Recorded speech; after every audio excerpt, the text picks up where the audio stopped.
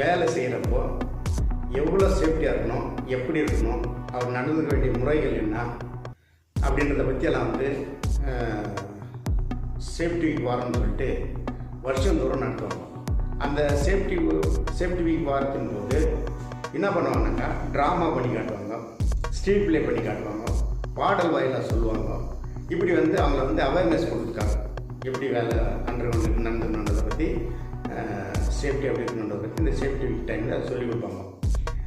அப்படி வந்து இந்த சேஃப்டி வீக்கு சொல்கிறப்போ அவங்க வந்து என்னென்ன பொருளுங்கள்லாம் அண்டர்கிரவுண்டில் எடுத்துகிட்டு போகணும்.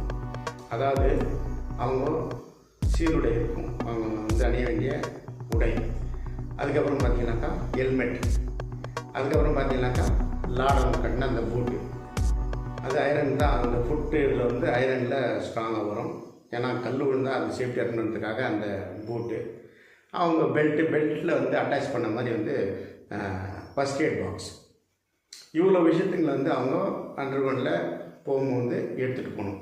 இன்கேஸ் ஏதாவது அடிபட்டுச்சுன்னா அந்த ஃபஸ்ட் எய்ட் பாக்ஸ் வந்து எடுத்து அதில் இருக்கிற மருந்து வச்சு யூஸ் பண்ணிக்கணுன்றதுக்காக தான் அந்த first aid pack, emergency box வந்து. இந்த மாதிரி வந்து அவங்களுக்கு அவேர்னஸ் கொடுக்கறதுக்காக சேஃப்டி வீக் டைமில் வந்து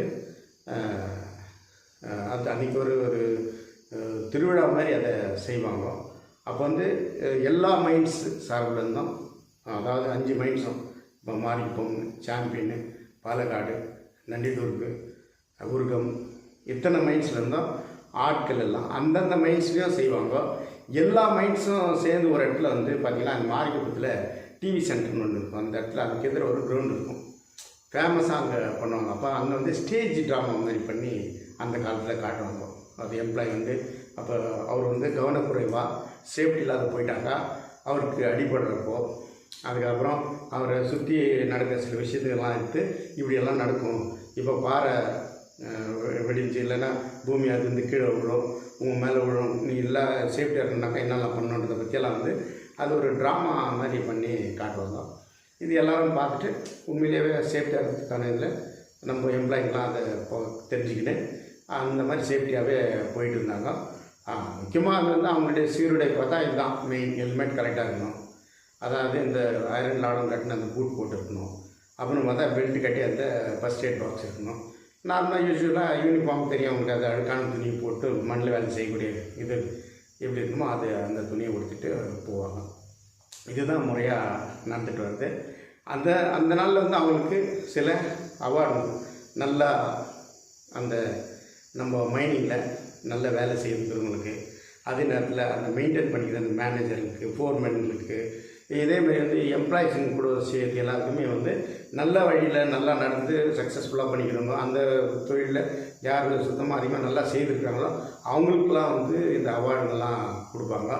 அந்த வகையில் வந்து எங்கள் அப்பா வந்து எம்டி பிரகாசம், அவருக்கு அங்கே தர்மலிங்கம்னு பேர், கோல்குண்டா ஷாப்பில் பண்ணியிருந்தார். அவர் வந்து இயர்லி நடத்துகிற இந்த சேஃப்டி வீக் இதில் வந்து ட்ராமா நடத்துறது எழுதுவார்.